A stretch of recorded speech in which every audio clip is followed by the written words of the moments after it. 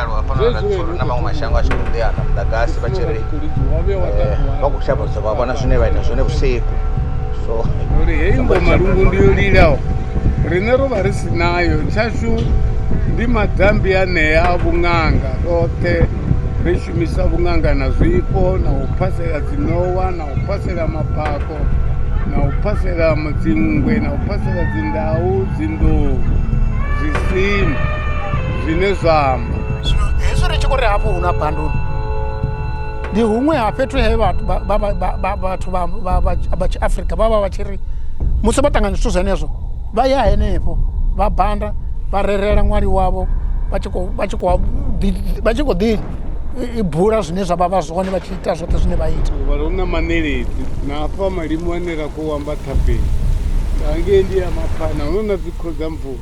kange una nyatemana unona dzinkhodza mvura kange ini ange unofichia vana unona dzinkhodza mvura ange unofiluondera pfuru waho unona dzinkhodza mvura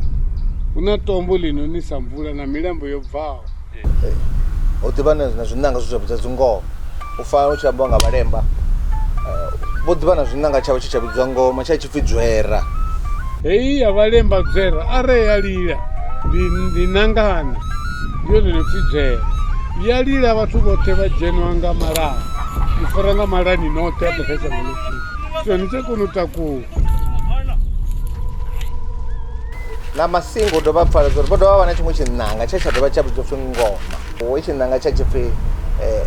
tiri mutosha nachona chachuma ungari zvinofana na zva ngoma lungu zviva ichiruridzwa vati vatofenta vaita mura achidova chivhuwa mufirifiri kezvila mujenzi yambutua asvika achitwa matsvime ndizvo afirawana volcano ndidziva zvakare